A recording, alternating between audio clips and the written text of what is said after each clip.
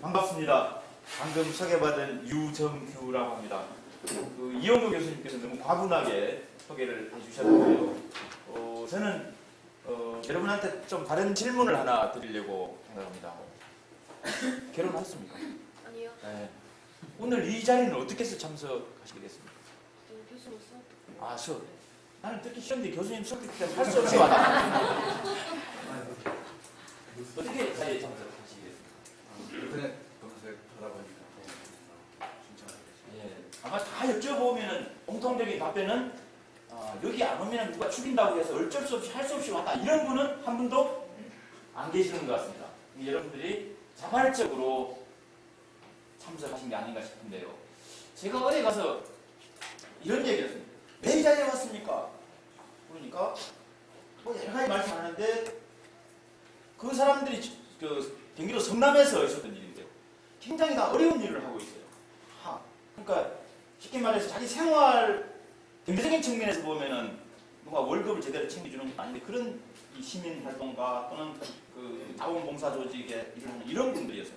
그래서 왜 그 일을 하느냐, 도대체가 왜 그런 일을 힘들게 하느냐고. 그랬더만 우리 동네를 뭐 좀 바꿔보고 싶고 뭐 한 얘기를 하더라고요.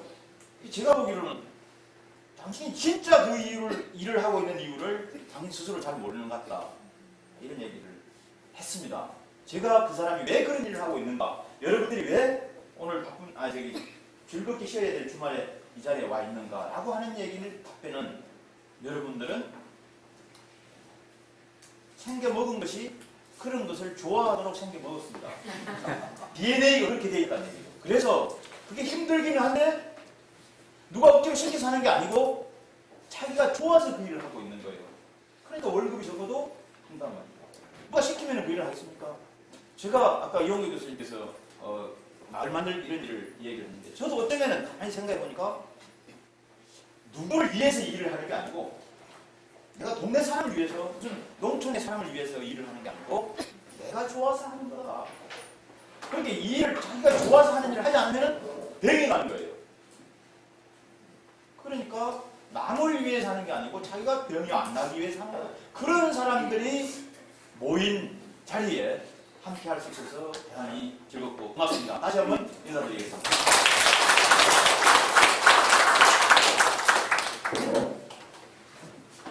제가 말씀드릴 내용은 요것만 좀 볼 수 있을까요? 예, 좋습니다. 농어촌행 사회적 기업과 유사 정책의 이해라고 하는 제목인데요. 아마 여러분들이 거의 대부분이 다 알고 있는 내용일 겁니다. 이번 시간에 새로운 정보를 들었다라고 하는 내용은 거의 없을 건데 그래도 주말 오후에 이렇게 귀한 시간 함께 했으니까 차곡차곡 하나씩 짚어서 한번 점검을 해보자. 뭐 해도 좋겠습니다. 예. 그런 생각이고요. 그 다음에 또 하나는 혹시라도 여러분들이 생각하고 있던 내용들 중에서 내가 생각했던 건 다르구나, 혹은 나 이런 게 궁금하구나, 이런 얘기가 있으면은 언제라도 제가 얘기하는 중간에 말씀을 해주시면은 제가 알고 있는 범위 내에서 설명을 드리도록 하겠습니다. 3시간이라고 해서 시간 양을 제가 상당히 많이 준비를 했는데요. 우리가 여러분들이 지금 어떤 사업을 하고 계신지는 정확히 모르지만 일단은 주제가 농어촌형 사회적 기업에 관련된 얘기이긴 하지만 우리나라 전체 사회적 기업에 관련된 얘기도 좀 하고, 그리고 왜 농어촌의 사회적 기업이라고 하는 걸 우리가 별도로 그 필요성을 우리가 필요한가를 한번 살펴보고, 현재 사회적 기업 육성법이라는 법이 아시겠습니다만 2007년도에 제정이 돼서 시행되고 있는데 어떤 한계가 있고 농어촌의 사회적 기업을 만들기 위해서는 뭐 어떤 전략이 필요한가라고 하는 말씀을 드리고, 그 다음에 최근에 많이 대두되고 있는 유사정책으로서 마을기업은 행정안전부에서 하는 그런 정책 사업입니다만, 그 다음에 공동체사, 농어촌 공동체, 농식품부에서 하는 그런 내용을 좀 설명을 드리고, 그 다음에 그런 것을 나름대로 좀 잘하고 있는 현진 사례들에 대한 설명을 좀 드리고 마무리를 할까 합니다. 최근에 특히 이 정부 들어와서 사회적 기업이라고 하는 게 하나의 붐을 일으키겠습니다. 붐이라고 하는 게 다른 게 아니고 마치 파도가 쫙 밀려오기 오는 걸 보면은 파도가 밀려오니까 거기에 있던 무슨 고동이라든가 해초라든가 이거는 자기는 가기 싫은데도 어떻게 되는 거죠? 그 파도에 밀려서 오는 저는 봄이 이렇다고 보는 거예요. 그래서 마침 뭐가 거대한 파도처럼 우리 사회에 지금 이 시기에 뭐라고 해야 되나 하나의 흐름을 만들어가고 있는 게 사회적 기업과 관련된 논의입니다. 이 논의가 최근에 조금 줄어들고 있는 것은 사실이에요. 왜 줄어드느냐? 이 사회적 기업은 고용노동부에서 하는 사업인데 고용노동부에서 이 사업을 어떻게 독자적으로 해오던 것을 이제 고용노동부 이외에 행정안전부 그다음에 최근에는 교육부 뭡니까 이게? 교육과 기술부에서도 이 일을 하고 여성가족부에서도 사회적 기업을 만들고 이렇게 되기 때문에 오히려 고용노동부에서 뭐라고 해야 되나 이게 지속적으로 고용노동부에서 하는 것보다 좀 커지는 바람에 조금 오히려 분위기가 식은 그런 느낌이 있습니다만 어쨌든 최근에는 법무부 측에서 경쟁적으로 우리나라는 법부처가 경쟁적으로 나가는 사업을 하는 건 딱 이유가 하나밖에 없습니다. 저 부처가 같이 사업에 참여하는 경우는 어떤 경우일까요? 보통 저 부처에서 하면 그 사업을 이 부처에서는 안 합니다. 근데 서로 막 할래. 이런 경우는 없어요. 딱 한 경우가 있습니다. 어떤 경우가 있죠? 예? 실천. 이 부처보다 힘이 센 곳에서 해라! 하고 시키니까 하는 거예요. 청와대에서 해라라고 하니까 다 한다 이런 얘기입니다. 작년 2011년 6월 9일 날 청와대에서 대통령이 주재하는 국가고용전략회의라고 하는 제11차 국가고용전략회의라는 데 있는데 거기서 대통령이 한마디 하는 거죠. 이제 고용노동부에서만 사회적 기업을 하지 말고 전 부처가 좀 같이 해라 라고 하는 거예요. 그러니까 너도 나가는 거예요. 그런 일들은 오래 지속되기가 어렵습니다.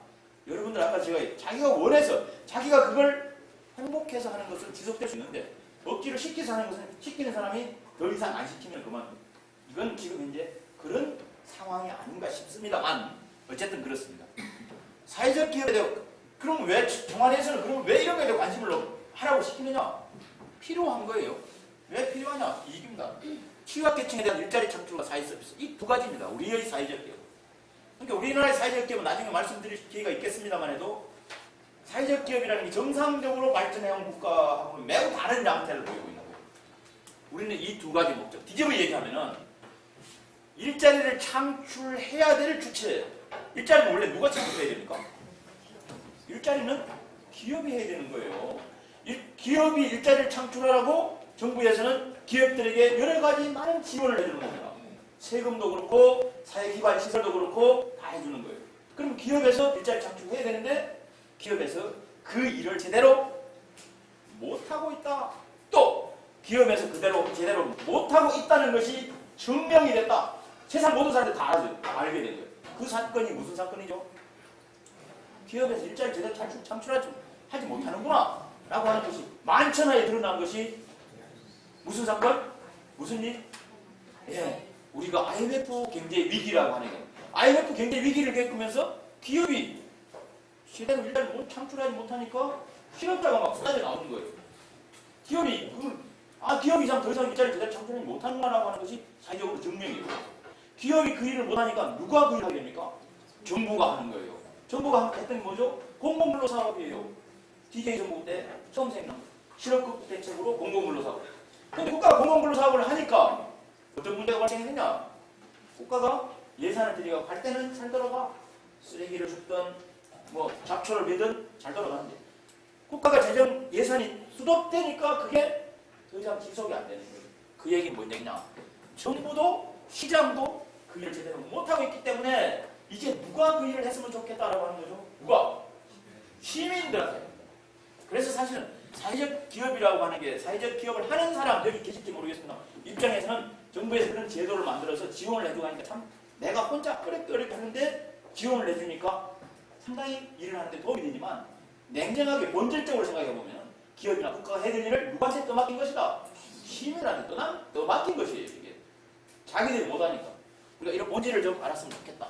어쨌든 이런 것 때문에 이제 높아졌다는 얘기고 농어촌 지역에서는 이런 일이 사회적으로 막 붐을 일으키니까 농어촌에서도 우리 농어촌에 고령화되고 과소화돼서 이제 할 일이 없으니까 이걸 활성화시키는 수단으로 사회적 기업이라고 하는 걸 한번 도입해보면 어떨까라고 하는 것이 됐고, 이러한 농어촌 지역의 사회적 기업이 이런 역할을 제대로 할 수 있을 것인가 없을 것인가는 뭐에 예치하고 될 것이냐. 사회적 기업이라는 말이 있고 사회적 경제라는 말이 있습니다. 사회적 경제와 사회적 기업은 사실은 같은 말을 해도 다는 아닌데, 사회적 기업, 사회적 경제라고 하는 것은 숲이라고 보면 됩니다. 숲. 산이에요, 산. 그 속에 많은 나무들이 있잖아요. 그 나무 하나하나가 사회적 기업이라고 본다면, 사회적 경제는 그 숲을 이루고 있습니다. 만약에 숲이 아니고 사막 가운데 나무 한 개만 심어 놓으면 그 나무가 살기 어렵습니다. 그런 의미에서 나무가 살기 위해서는 숲이 필요한 거예요. 그 얘기를 다시 말하면, 사회적 기업이 살기 위해서는 사회적 경제가 있어요. 사회적 경제라고 하는 것이 숲을 이루고 있을 때 그 속에 나무로서 사회적 기업도 잘 자랄 수 있다. 그런 의미에서 사회적 기업이 재구시를 하기 위해서는 사회적 경제에 대한 인식이 우리가 있어야 된다. 예를 들면 초등학교 다닐 때부터 사실은 그런 사회적 경제와 관련된 교육을 계속 받아 왔어야 되는데, 그게 없는 상태에서 제도만 사회적 기업 특법이라고 하는 걸 만들어가지고 하고 있기 때문에 기대했던 대로 제대로 구실을 하기가 어렵다. 앞으로 그래서 이런 부분이나, 그 다음에 사회적 분위기, 사회적 기업 하니까 사람들이 처음에 뭘 얘기해요? 그거 사회주의 하는 거 아니야? 이렇게 사회적 기업에 대한 분위기가 아직도 색깔론으로 접근하고 있는 사람이 많이 있고, 이런 게 개선돼야 돼요. 그 다음에 시민사회에서 이런 걸 해낼 수 있는 역량이 있어야 되고, 사회적 투자기업은 대단히 중요합니다.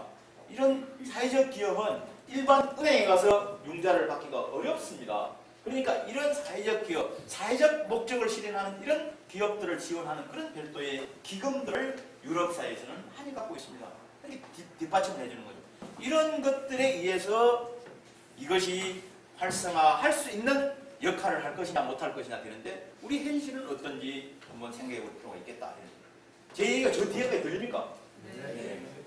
제가 이게 고향이 경상남도 하동군 악양면이라고 하는 곳인데, 악양면 들어본 사람 전화 들어보세요. 어떻게 들어보셨죠? 가봤습니다. 어떻게 들어보셨습니까?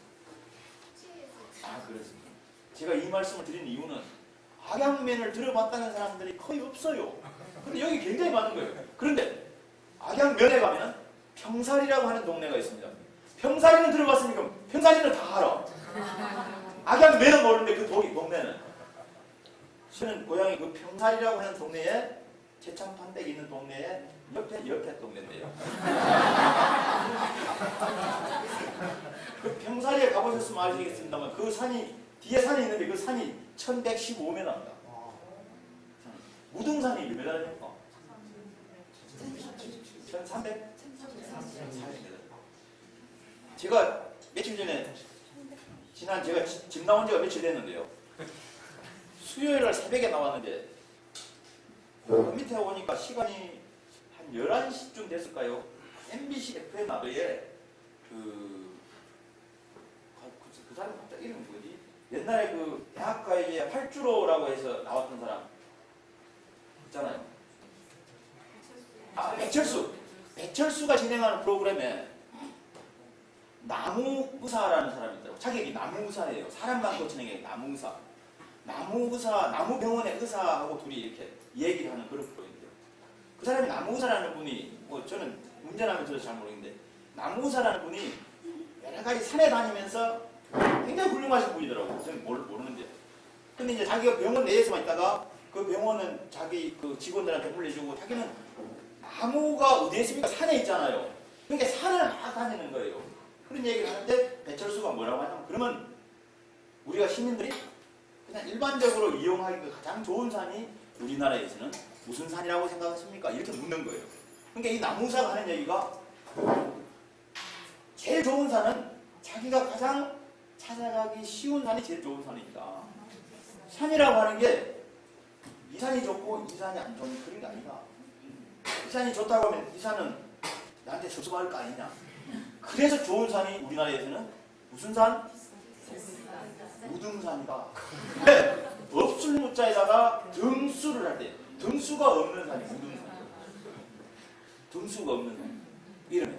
그래서 무등산이 좋은 산. 산은 우리 집 뒷산이 제일 좋은 거예요. 각자 좋은 산이 있는데 전체적으로 보면 그 이름 속에는 무등산이 그렇게 좋다고 하는 얘기를 라디오에 듣고 제가 야 이거 내가 다음에 꼭 한번 써먹어야 되겠다. 우리가 어디 길을 가거나 또 무슨 말을 듣거나 보고를 할 때 저희가 딸이 둘인데요. 우리가 좀 사람이 좀 흥분할 줄 알아라. 분노할 줄 알아라. 분노를 하려면 뭐가 필요합니까? 뭐가 필요하죠? 예, 열정, 자극, 관심이 필요해요. 관심이. 나중에 텔레비에 뉴스를 하는데 어린이 성폭행 관심이 없으면 그건 뭐 관심을 갖게 되면 어떻게 되는 거죠? 분노하는 거예요, 사람이. 그런 걸 보면 참지를 못하게 되는 거죠. 근데 우리는 사람들이 분노할 줄 몰라. 분노할 줄 모르는 건 뭔 얘기입니까? 세상에 관심이 없어져 버리는 거예요. 나 위에는. 그냥 내가 참지. 저는 아직 좀 관심이 너무 많아요. 호기심이 많고. 그래갖고 우리 아들한테 늘 제가 핀잔을 받습니다만 우리 모두가 좀 관심을 좀 가졌으면 좋겠다. 옆에 길 가다가 약한 사람이 쓰러진 사람이 있으면은 저거 나중에 괜히 신고했다가 나중에 경찰서 오라가라 하면 귀찮으니까 그냥 모르고 가자 이렇게 하지 말고 그건 나중 얘기잖아요. 무슨 일? 그 사람에게 신고를 한다거나 어려운 일. 우리보다 좀 못한 사람이 있으면 여러분들은 다 그런 분들이지만 그래서 흥분할 줄 아는 사람 흥분할 줄 알려면 관심을 가져야 된다. 결혼 안 하셨습니까? 네. 관심을 가지면 남자 사이도 마찬가지예요. 연애를 해야 결혼할 거 아니야. 연애를 하려면 어떻게 돼? 관심이 있어야 돼. 길 가던 사람 저 사람 참 괜찮네. 나는 말을 붙여봐야지. 관심이 있어야 그때부터 관계가 형성되고 관계가 형성돼야 네 생긴다. 엉뚱한 데 얘기했습니다. 우리 뒤에 산이 1115m예요. 그러니까 목소리를 작게 해서는 산 넘의 마을까지 안 들려. 그러니까 어릴 때부터 큰 목소리를 하다 보니까 덩치는 작지만 목소리가 커지게 되었다. 이런 점이 좋은 점이 있지만 식당에 이런 데 가면 싸우는 줄 알아서 사람들이. 자, 다시 돌아오겠습니다. 좀 현실은 사실은 어떤 유래를 가지고 가있으면 좋겠고 농촌 사회적 기업의 가능성에 대한 점검이 필요할 것 같습니다. 그래서 예를 들면은 지금 정책으로 이 가능할 건가? 또는 뭐가 필요한가? 그러려면 현실을 딱 알아야 되겠다. 문제점이 있는지. 그다음에 또 하나는 아까 말씀드린 대로 사회적 기업 유사한 정책들이 지금 열심히 하고 있습니다. 마을 기업이라고 하는 게. 그거를 뭔지 좀 이해를 좀 해보자면 일반 개념인데요. 사회적 기업이라고 하는 것은 이런 얘기가 이게 기업인데요. 그 앞에 사회적이라는 말 붙어 있습니다. 그러니까 기업은 기업인데 앞에 사회적이라는 말. 기업 앞에 붙어 있는 사회적이라고 하는 말은 이 사회적이라는 말을 반대말이라고 하기는 좀 뭐하지만 여기 사회적이 있다면 저쯤에 있는 상대어로서는 사회적이라고 하는 말의 상대어는 어떤 게 있을까요? 사회적 기업은 상대 기업이 땡땡땡 기업 하면 뭐가 있어요? 사회적 기업 상대 이쪽 편에 있는 거. 예? 그렇죠. 사기업을 다른 말로 땡땡땡으로 하면은 개인적이라는 말이겠죠. 그러니까 사회적 기업의 상대되는 개념은 개인적 기업이다 이렇게 보세요. 그러면 사회적 기업을 이해 못하면은 개인적 기업을 이해하면은 사회적 기업을 쉽게 얘기할 수 있죠. 이걸 이해 못하니까 그 반대에 있는 놈을 이해를 하면은 그걸 반대로 하면 되겠다. 개인적 기업은 어떻습니까? 돈이 있으면은 여러분들 마찬가지예요. 여러분들이 내가 돈을 1억을 갖고 있다. 사업을 해봐야 되겠다. 라고 하면 그 1억을 갖고 무슨 사업을 할 것인가는 누가 결정합니까? 자기가 결정하는 거예요. 그 사업을 해갖고 성공을 해서 돈이 많이 벌면 그 돈은 어디로 들어옵니까? 내 호주머니에 들어오는 거예요. 다시 말하면은 투자 결정도 개인이 하고 결정의 결과를 향유하는 것도 개인이야. 실패하면 실패하는 책임도 잘. 사회적 기업은 반대라고. 어떻게 투자할 것인가를 결정하는 게 개인이 아니고 사회적으로 결정하는 거예요. 그래서 돈을 벌어지면 그것을 어떻게 배분할 것인가를 사회적으로 결정해, 개인적으로 결정. 어떤 일을 할 것인가를 내가 식당을 하는데 식당을 할 것인가 아니면 빵가게를 할 것인가 라고 하는 것도 개인이 결정하지만 여기서는 사회적으로 결정한다. 어떤 쪽을 할 것인가 사회적 목적에 그래서 사회적 목적을 위하여 재화나 서비스를 생산 판매하는 사회적 임무지향적인 조직. 다양한 형태가 있겠죠. 가장 큰 특징은 아까 얘기했던 것처럼 나중에 나오겠습니다만 의사결정에 이해관계자가 전부 참여해야 되고 그 다음에 그 결과물에 대한 매분 처분을 개인이 하는 게 아니고 사회적 논의 과정을 거쳐서 하는 것이다. 이런 것들은 매우 다양한 형태로 존재하는데 여기 있는 것처럼 이런 겁니다. 사회적 목적에 하는 거고 우리나라의 사회적 기업 육성법이 2007년 6월 1일 날 발효가 됐는데 이 법에 보면은 이렇게 정의하고 있습니다. 이 정의 중에서 빨갛게 써져 있는 것은 2010년도에 법 개정을 통해서 통과된 건데요.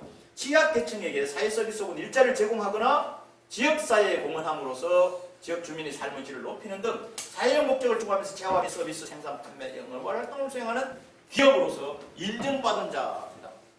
이 몇 가지 의미가 있는데요. 사회 서비스나 일자리 제공을 하는데 누구에게? 취약계층에게. 취약계층은 뭐냐? 취약계층은 요거는 법에 이렇게 되는데 취약계층은 사회적기업 육성법 시행령에 규정을 하고 있는데 그 영에 취약계층, 사회적 취약계층을 11가지를 규정하고 있습니다. 11가지 중에 예를 들면은 55세 이상인 자, 또 6개월 이상 실업상태에 있는 자, 그 다음에 외국인으로서 우리나라에 결혼해서 온 이주 여성, 결혼 이주 여성, 그 다음에 성매매 피해 여성, 탈북자, 뭐 이렇게 11가지를 종류를 하고 있는데 그 사람들에게 이걸 하는데 이게 새롭게 됐다는 얘기는 이게 이제 농촌 지역입니다. 농촌 지역의 사회적 기업의 경우는 지역사회에 공헌하는 물론 농촌 지역 도시도 있습니다만 옛날에는 이게 없었어요. 근데 자꾸 이게 필요하다고 하니 넣고 그 다음에 이게 쭉 하고 나는데 이게 대단히 중요합니다. 인정받은 자가 사회적 기업, 인정받지 못한 자는 다시 말하면 취약계층에게 사회 서비스나 일자리를 제공하고는 있는데 인정을 못 받은 자가 사회적 기업의 이름으로 간판을 내걸게 되면 500만 원 이하의 과태료를 처하게 됩니다. 아무나 함부로 간판을 내놓을 수 없습니다. 우리나라의 협동조합도 마찬가지입니다. 협동조합이 아닌 놈이 협동조합 간판을 내걸게 되면 처벌을 받게 됩니다. 이것도 마찬가지입니다. 그러니까 이게 사실은 굉장히 우리는 제도가 좋아하지만 외국에는 상당히 찾아보기 어려운 겁니다. 유럽 같은 데는 이런 게 없어요. 국가에서 너 사회적 기업이다 이런 말이 없어. 그냥 그런 일을 하는 그런 활동을 하는 기업 조직을 그냥 사회적 기업인 거예요. 우리나라는 왜 그러면 꼭 딱 틀에 정해놓고 그 틀에 맞는 조직만 사회적 기업이라고 하느냐 인정하느냐 이거는 긍정적인 측면과 부정적인 측면이 같이 있습니다. 그 긍정적인 측면을 보면은 우리나라는 인정 이꼴 뭐죠? 인정을 받으면 뭘 하는 거죠? 지원을 해줍니다. 그러니까 우리나라는 인정 이꼴 지원이에요. 그렇게 돈을 준단 말이에요. 돈을 주려니까 국가의 예산을 보조금을 주려니까 어떻게 해야 됩니까? 조건을 까다롭게 해야 돼. 아무나 줄 수는 없잖아요. 그러니까 인정이라고 하는 단어가 들어가니까 인정 이꼴 지원이 되니까 까다롭게 규정을 할 수밖에 없는 거고 따라서 지원이 되니까 인정 이꼴 지원이 되니까 단시간에 사회적 기업을 시민들이 관심을 막 갖게 되는 거예요. 와, 나 지원 받으려니까 사회적 기업 공부를 해야 된다. 혹시 여기에 그런 생각을 갖고 계시는 분도 있을지 모르겠지만 난 나쁘지 않다. 사회적 기업 공부를 열심히 하고 필요하면 사회적 기업으로 인정받으면 된다. 요는 내가 그런 생각을 갖고 그런 일을 해서 그 결과로 사회적 기업을 인정을 받아야 되는데 어떻게 된 거죠? 사회적 기업 인정받는 걸 딱 정해놓고 그 인정받기 위해 자꾸 맞춰가는 방식으로 가는 결코 옳지 않다. 이른바 보조금 사냥꾼 이 대상은 곤란하다. 그래서 주객이 전도되지 않도록 하는. 그래서 인정이 갖고 있는 긍정적인 측면은 국가의 지원이 뒷받침되면서 짧은 기간에 사회적 기업에 대한 분위기를 확산시키는데 그 기회였다. 그런데 반면에 국가가 틀을 정하다 보니까 사회적 기업이라는 게 원래 굉장히 다양하게 존재해야 되는데 틀로 정하다 보니까 사회적 기업을 재단하게 됐다. 그건 무슨 영화에 그런 게 있다고 그러면 그 침대 해갖고 자는 사람이 다리가 길면 이렇게 침대에 맞춰 자는다고 하는 그런 거 있잖아요. 다 아시는 거. 그렇게 되니까 곤란하다. 왜? 침대는 크고 거기에는 큰 사람도 자고 작은 사람도 자고 마음대로 자야 되는데 뭐가 된다는 얘기죠? 침대가 주인공이 되어버렸잖아요. 우리가 사회적 기업이 그렇게 지금 되고 부작용이 있다라고 하는 거고 다른 나라는 그러면 사회적 기업을 어떻게 하고 있느냐? 이렇게 적용해요. 우리나라는 사회적 기업을 아까 얘기했던 것처럼 서비스나 일자리 제공의 수단으로 사회적 기업을 하는데, 그러니까 고용노동부에서 하는 거예요. 일자리 제공. 근데 다른 데는 뭐냐? 영국 같은 데는 이탈리아나 이런 데 다 일본도 마찬가지지만 사회적 기업을 관장하는 부처가 고용노동부가 아니고 일반 경제관리 조직에서 하는 거예요. 그러니까 사회적 경제 조직이 일반 조직하고 똑같이 있는 거예요. 혹시 지금 스마트폰 갖고 있는 사람은 한번 지금 찾아보십시오. 우리나라에 며칠 전에 제가 직접 본 건 아니고 얘기를 들은 건데요. 우리나라의 중산층, 우리나라 사람들한테 중산층이라고 하는 게 어떤 겁니까? 라고 하는 조건을 이렇게 조사를 했습니다. 그래서 정리를 해놓은 글을 얘기하는 그런데 그걸 제가 다 모르겠는데 예를 들면 이런 겁니다. 빛이 없이 30평형대의 아파트에 살고 자동차는 2000cc급 중형차를 타고 예금은 1억 내외의 현금이 있고 해외여행을 1년에 한 번 해야 되고 또 이런 것들이 우리나라의 중산층 기준이라고 조사를 해보니까 그렇게 나왔다. 그런데요, 이것만 보면은 별로 재미가 없어요. 프랑스의 중산층은 그러면 프랑스 사람을 조사를 한 거예요. 프랑스 사람을 조사를 하니까 제가 이걸 다 내가 내용을 담은 예를 들면은 어떤 거냐. 악기를 3개 이상은 다룰 수 있어야 되고 다른 사람보다 좀 다른 사람들한테 요건 내가 자신있게 내세울 수 있는 요리를 한 가지 정도는 할 수 있어야 되고 또 자기 자기가 주관을 갖고 이렇게 참여하고 있는 그런 사회 무슨 서클 조직이라고 해야 되나? 이런 단체라든가 이런 게 동아리가 있어야 되고 이런 게 중산층의 기준이에요. 프랑스는. 그래서 그거를 제가 어디 갔는데 제가 앉아서 듣고 있는데 한 사람이 조금 얘기를 하는 거예요. 농촌에 마을에 사는 이장님이. 그래서 자기 동네는 앞으로 그런 물질적인 그런 중산층이 아니고 정신적인 그런 중산층을 원하는 사람들이 와서 편안하게 살 수 있는 그런 마을을 만들고 싶다. 이렇게 얘기하더라고요. 제가 굉장히 감동을 먹었어요. 나는 어떤 사람인가? 나는. 여러분은 어떻게 생각합니까?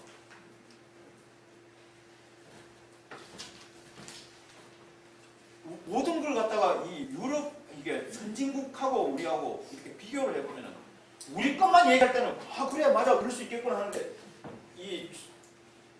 참 이 뭐라고 표현해야 될지 모르겠는데 졸부가 아니고 좀 빼대 있는 부잣집하고 비교를 해보면은 돈은 없지만 왠지 꿀리는 것 같아 우리가. 왠지. 그러니까 영국 같은 데서는 사회적 경제, 사회적 기업 부문을 일반 경제하고 똑같이 다루는 거예요. 사회적 경제가 특별한 게 아니고 그게 한 파트가 있는 거예요. 그러다 보니까 내용도 이렇습니다.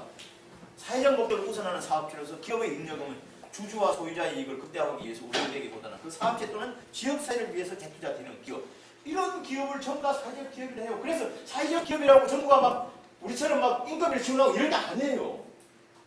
그런데 사회적 기업이라고 하는 걸로 인정이 되면 사회적으로 인정되는 거예요. 그러면 그 사회적 기업이라고 하는 사회적 인정을 토대로 해서 아까 얘기한 그런 사회연대, 우리 그런 사회연대 은행이나 이런 데 가서 자금 지원을 받고 또 우리가 이런 일을 하니까 여러분도 후원회원 받는 것처럼 후원회원을 모집해서 그런 일을 지속적으로 해나갈 수 있도록 하는 거예요. 또 국가에서는, 공공기관에서는 그런 기업에 생산하는 재화나 서비스를 우선적으로 구매해주는 그런 제도를 갖고 있어요. 또 소위 사회적 가치를 배려하는 조달 체계라고 해서 사회적인 그런 역할을 수행하는 기업하고 그렇지 않은 사기업하고 예를 들면 학교에 식자재를 공급한다 라고 할 때는 똑같이 경쟁하면 사기업이 훨씬 잘해. 그러니까 여기는 가점을 주는 거죠. 가산점을 줘서 이런 제도가 잘 돼 있다. 이탈리아도 보면. 그래서 매우 포괄적으로 하고 있는데 우리는 이렇게 하고 있다. 다르다 이런 말씀을 드립니다. 사회적 기업의 유형은 하나, 둘, 셋, 넷, 다섯으로 되어 있는데요. 요 빨갛게 되어 있는 것이 원래는 하나, 둘, 셋, 네 가지였는데 빨갛게 되어 있는 것이 새롭게 들어왔습니다. 그래서 농어촌 지역에 있어서 사회적 기업은 거의 여기에 해당된다. 이렇게 볼 수 있습니다. 지역사회의 인적, 물적 자원을 활용하여 지역 주민의 소득과 일자리를 창출함으로써 해당 조직의 전체 근로자 중에서 그렇게 하는 거고 그 조직은 해당 조직의 전체 근로자 중에서 지역에 거주하는 취약계층의 비중이나 해당 조직으로부터 사회서비를 제공받는 취약계층 비중이 20% 이상일 거 이렇게 있습니다. 이렇게 법에 있는데 나중에 제가 말씀드리고자 하는 것은 이 농어촌 지역의 경우는 취약계층의 해석을 달리해야 된다. 도시하고는 전혀 다른. 그래서 쉽게 말하면 농어촌 지역에 사는 사람은 거의 대부분이 취약계층이라고 봐도 무방하다. 그래서 농어촌 지역의 사회적 기업에 일할 수 있는 사람은 농어촌 지역의 전 거주민이 다 해당된다라고 확대해서 하자라고 하는 게 제 주장입니다. 그래서 이렇게 5가지로 되어 있습니다. 이거는 지금 뭐 수치는 사실 크게 중요하지 않는데요. 이게 2010년까지 되어 있습니다만 지금 2011년도 말에 인정 사회적 기준 644개입니다. 지난 7월 말까지 하면 우리나라 680여 개의 사회적 기업이 있습니다. 그래서 그리고 예비 사회적 기업이 1291개가 있는데요. 예비 사회적 기업이라고 하는 것은 예비 사회적 기업 들어보셨습니까? 들어보셨습니까? 예. 지금 어떤 일을 하고 계세요? 선생님. 아, 그래요? 예비 사회적 기업은 2가지가 있는데요. 하나는 지역형 예비 사회적 기업, 광주형 예비 사회적 기업, 전남형 예비 사회적 기업. 그다음 또 다른 하나는 부처형 예비 사회적 기업이 있어요. 예를 들면 행정안전부형 예비 사회적 기업, 농림수산식품부형 예비 사회적 기업, 여성가족부형 예비 사회적 기업. 그래서 예비 사회적 기업은 2가지가 있는데 예비 사회적 기업으로 지정이 되면은 3년간 지원을 받을 수 있습니다. 3년간 예비 사회적 기업으로 있다가 내 3년 졸업하는 거죠. 유치원 졸업하면 어디 갑니까? 초등학교 가는 거잖아요. 그러면 이때 인정 사회적 기업 신청을 하는 겁니다. 인정 사회적 기업을 관장하고 있는 부서는 고용부입니다. 고용부에다가 인정. 구체적으로는 한국사회적진흥원에다가 나 인정해 주세요 라고 하는 서류를 낸다. 그러면 그게 다시 인정을 받으면 2년간 지원을 받을 수 있습니다. 그러니까 사회적 기업을 직접 해보려고 하는 사람들 이런 제도를 잘 활용할 필요가 있는 거죠. 그럼 5년간 지원을 받을 수 있습니다. 그래서 2가지가 있는데 그런 의미에서 예비 사회적 기업이 이렇게 있다. 여기는 편의상 2010년까지 제가 이 글을 쓸 때 기준으로 해놨습니다. 그 이후로는 이런 분석이 잘 안 돼 있어요. 그럼 제가 그 분석을 일일이 다 해야 되는데 게을러가지고 못했습니다. 이런 것은 여러분 자료에 여러분 같이 자료에 다 갖고 있는데요. 사회적 기업 뭐 현황이 이렇다라는 얘기를 보시고 어떤 행태가 제일 많으냐라고 하는 것도 보시면 됩니다. 이 얘기는 좀 하고 지나가고 싶어요. 인정 시기별 평균 유급 근로자 수. 다시 말하면 사회적 기업에 근무하는 월급 받는 사람 숫자. 우리 사회적 기업이 언제 2007년도에 원래 이 시기에는 분기별로 한 번씩 인정을 했습니다. 그러니까 지금 2007년도에 2번 했다는 얘기는 2007년도에 3, 4분기에 한 번, 4, 4분기에 한 번 했다. 3, 4분기 할 때는 한 사회적 기업에 근무하는 사람 숫자가 56명쯤 됐습니다. 56명. 그러니까 기업에 근무하는 노동자가 56명이었다. 그런데 2008년 3차, 여기도 3차입니다. 사실은 이게 2007년에 1차, 2차는 없었던 거니까 3차에 되면 33명으로 줄어듭니다. 그것이 다시 2009년 3차가 되면 29명으로 줄어듭니다. 자, 2010년에 3차가 되면 17명으로 줄어듭니다. 그래서 한 기업체당 근로하는 사회적 기업 근로자, 노동자 숫자가 점점 줄어들고 있다. 이 얘기는 뭐냐면 사회적 기업이 처음에는 하나 크기가 요만했었는데 요만큼 최근에 할수록 자꾸 작아지고 있다. 왜 이렇게 작아질까요? 그 정착률이라니까 정착률이 좀 떨어져서 그러지 않을까? 사회적 적응력 뭐 이런 것들. 근데 그거는 좀 다르죠. 정착률이라고 하는 것은 요 놈이 요때 받은 놈이 계속 정착하는 거고 여기는 뭐죠? 새로 사회적 기업을 신청하는 거니까 인정받으려고 하는 거예요. 요 놈이 정착을 못해서 줄어들었다는 얘기는 아니고 그것도 관계는 있겠습니다만 해도 요 기업은 아닌 거예요. 여기 내가 사회적 기업 인정받았으면 요때도 계속 운영하고 있는 거예요.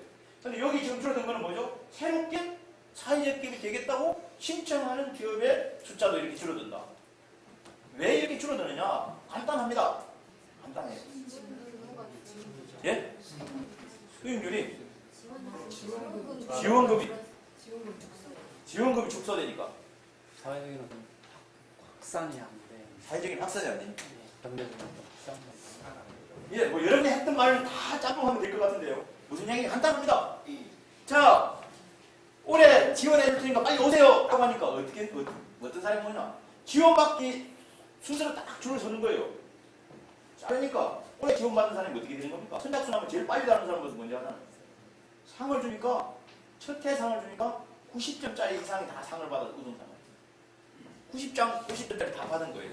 그 다음에 또 하려니까 90점짜리가 없어. 이제 80점짜리 받았어요. 즉 사회적 기업으로 할 만한 기업들이 자꾸 인정을 받으니까, 그 대신에 새로운, 선생님 말씀처럼 새로운 하려고 하는 사람이 자꾸 생겨나면 되는데, 그 생겨나는 속도보다 인정받는 속도가 더 빨라져요.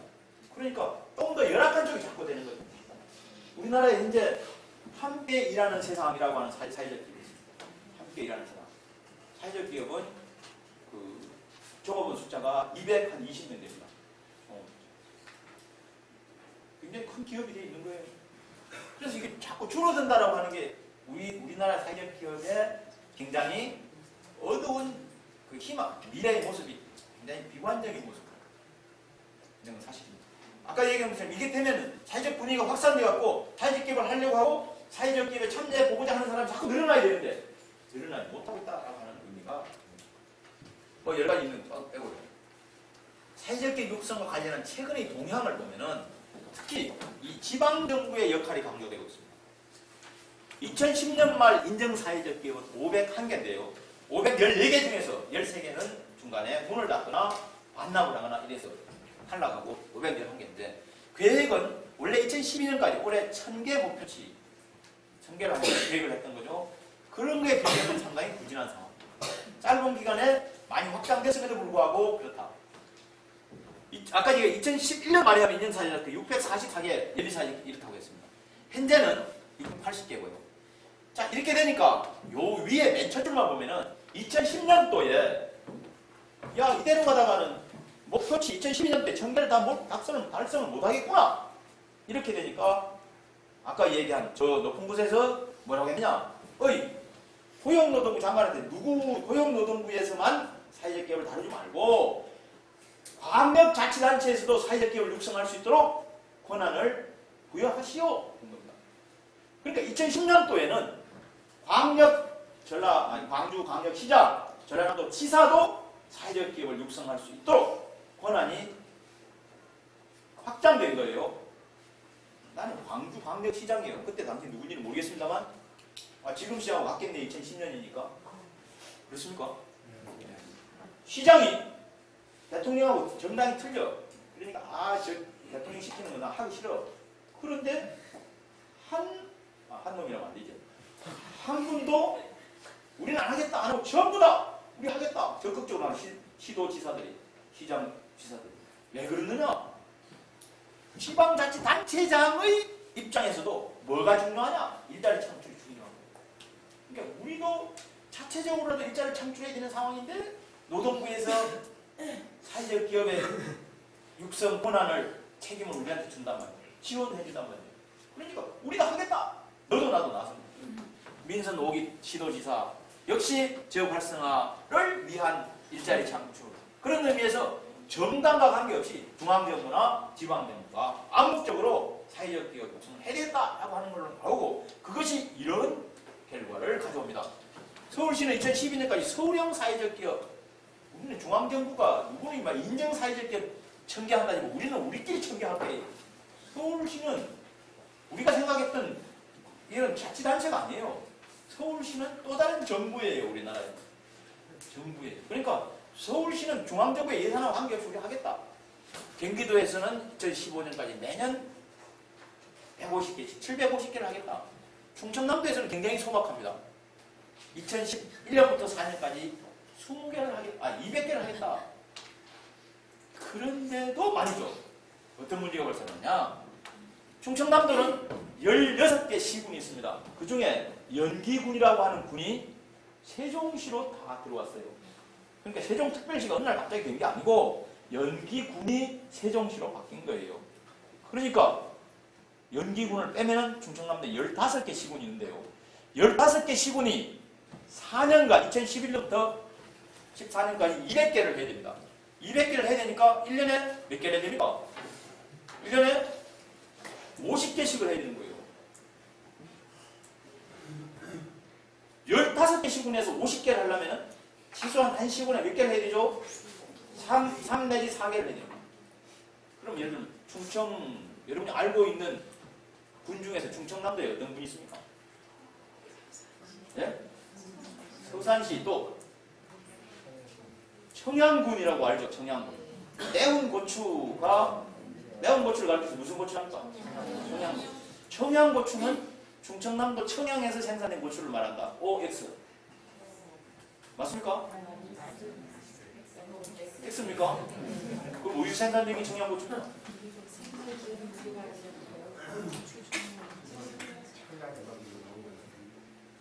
우리나라에 여러분 고추 하면은 제일 먼저 생각나는 지명이 어디죠? 예? 음성. 또 양양? 예, 영양. 우리나라 사람들이 고추 하면은 영양을 많이 들어요. 영양고추. 근데 영양고추라고 하는데요. 영양이 우리나라의 고추를 제일 많이 생산하기 때문에 고추 하면 영양이다. 맞습니까? 틀렸습니까? 관심이 별로 없네요.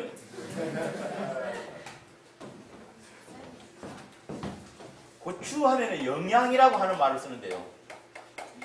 영양고추. 영양이라고 하는 경상북도에 있는 군은 우리나라의 자치단체가, 즉 시장 군수를 직접 주민들이 뽑는 자치단체가 총 몇 개나 되는지 아세요? 예? 도대체 뭐 알고 있는 게 뭐예요? 관심이 없으니까 뭐 248개의 자치단체가 있습니다. 248개. 근데 248개 중에서 2개는 시장 군수를 주민들이 직접 뽑지 않고 도지사가 지명을 합니다. 그런 데가 우리나라에 있습니까? 예. 제주도는 제주특별자치도예요. 그래서 제주특별자치도 법에 의해서 자치가 되는데 그 법에 보면은 제주시와 서귀포시는 시장을 도지사가 임명하도록 되어 있습니다. 그러니까 거기는 뭐죠? 그걸 우리는 자치단체 중에서도 행정자치단체, 행정시라고 해요. 그까지 포함해서 248개인데요. 248개 중에서 광역단체, 시도를 뺀 기초자치단체는 248개. 여기도 좋잖아요. 248. 이 중에 16개가 광역자치단체입니다. 그러면 232개가 기초자치단체입니다. 서울시, 종로구, 서초구도 다 232개 됩니다. 이 중에 농촌지역을 끼고 있는 자치단체는 163개쯤 됩니다. 농촌이 뭔지 아세요? 농촌이 뭐를 농촌이란 뭐냐? 시험 문제 나오면 뭐라고 쓰고 있답니까?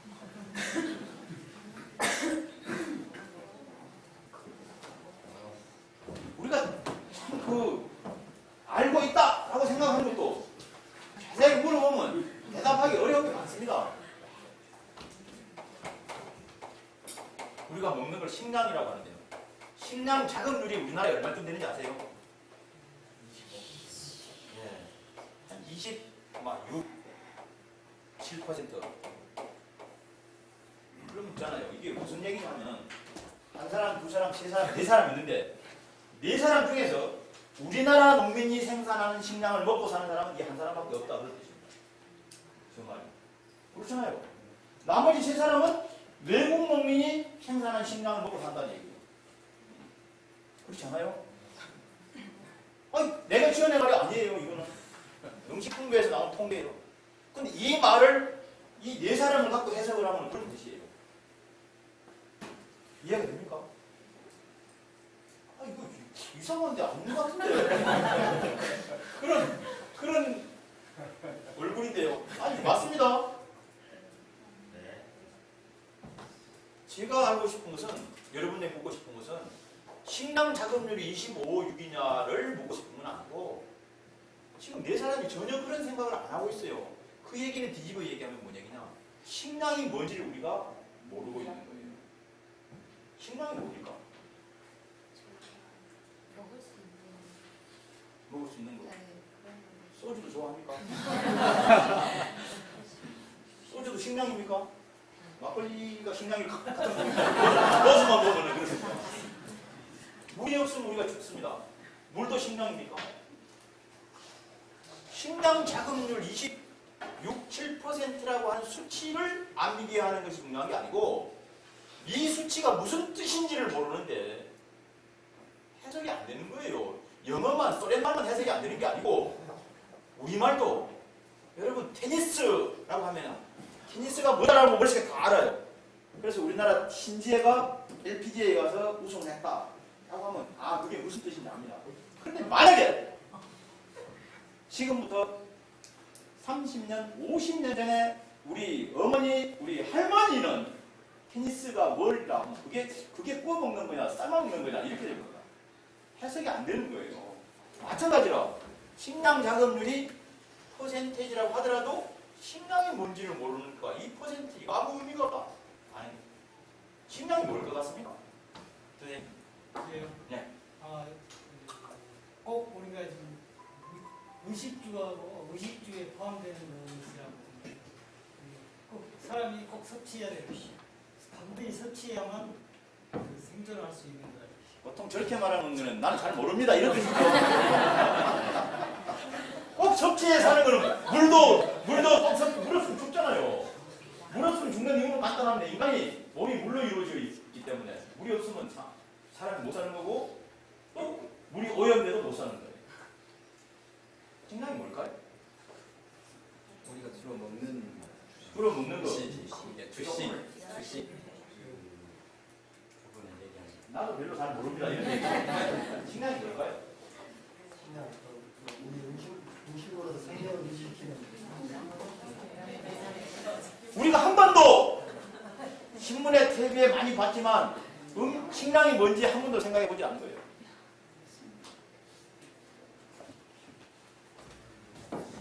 우리가 알고 있지만 맨날 아는 것 같다 하더라도 잘 모르고 있는 게 너무 많아. 그 얘기가 나왔으니까 한마디만 하고 선생님은 하시는 일이 어떤 일을 하세요? 저요? 네. 지금 공부하고 있습니다. 사회학죠. 예. 소주 좋아합니까?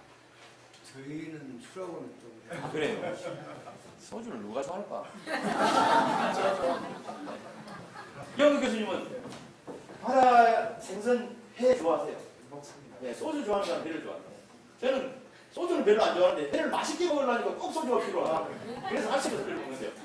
생선회 중에서 가장 좋아하는 생선은 어떤 거예요? 아침에 아침 과거도 예, 좋습니다. 예.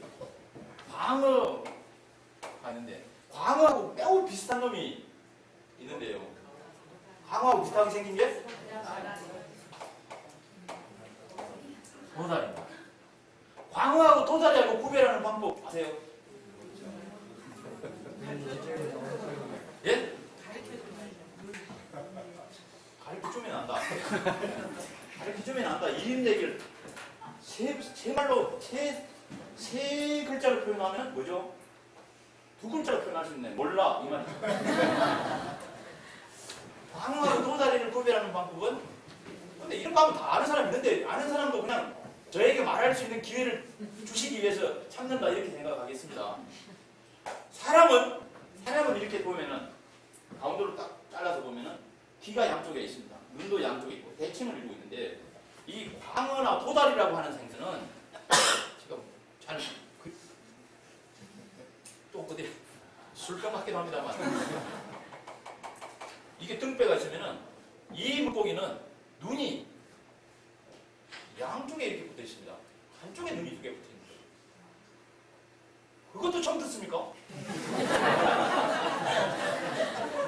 내만 먹지 말고 어떻게 생겼는지 좀 봐봐요. 눈이 이렇게 두 군데 붙어 있는데요.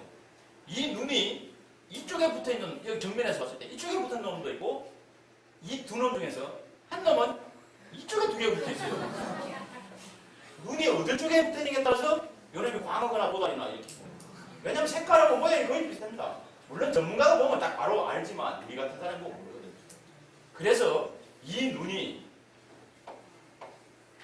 좌측에 붙어 있으면 이 고기는 지금 좌측에 붙어 있습니까? 우측에 붙어 있습니까? 좌측에 붙어. 또 이것도 우측이라고 얘기를 하잖아요. 이건 좌측에 붙어 있는 이쪽이 아니고 여기서 쳐다봐. 좌측에 붙어 있는 놈은 관어입니다. 그래서 우측에 붙어 있는 놈은 소다. 그래서 자방우도라고. 이해가 됩니까? 이렇게 오면은 절대로 안 됩니다. 왜 안 되느냐? 나는 지금까지 자강우도라고 알고 있었는데 이영규 교수님하고 저하고 술을 먹다가 이영규 교수님이 요 얘기가 나와서 자강우도라고 얘기를 하는 거예요.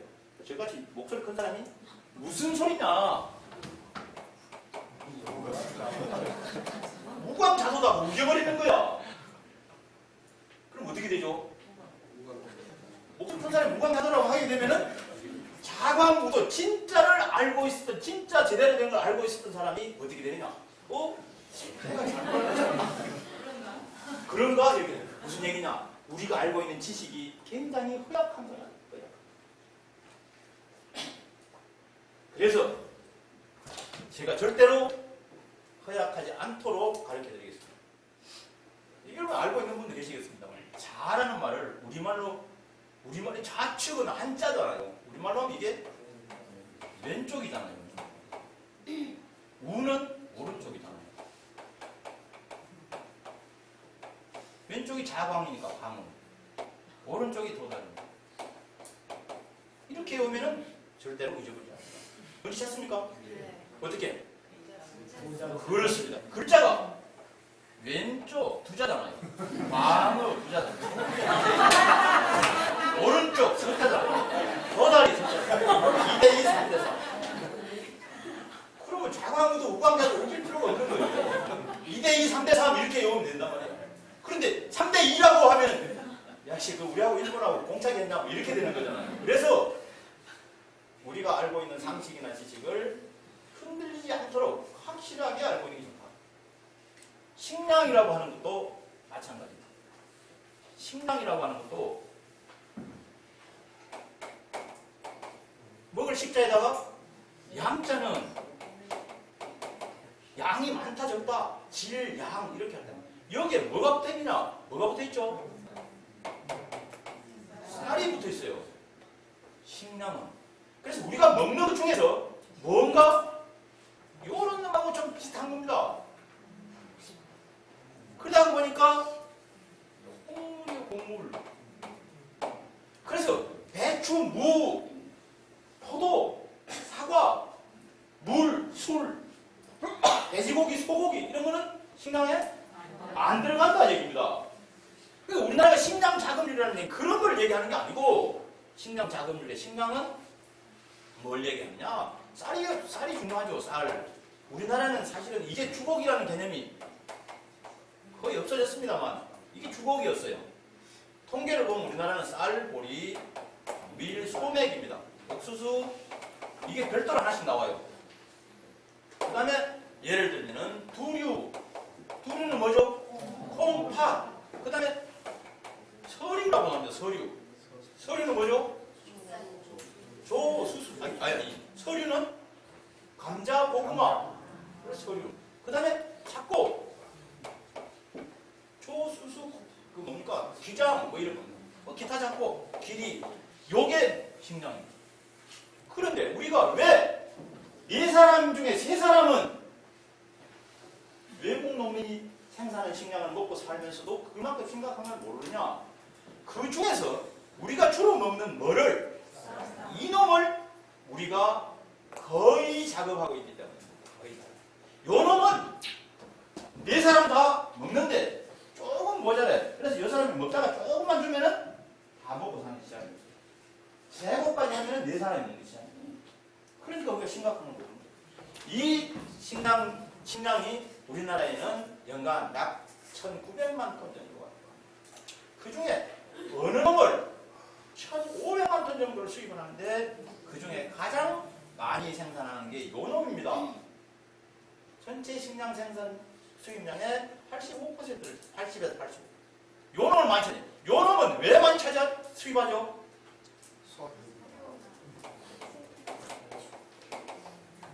사료용. 플러스 사람이 먹는 식용. 그리고 야, 소, 돼지, 말, 개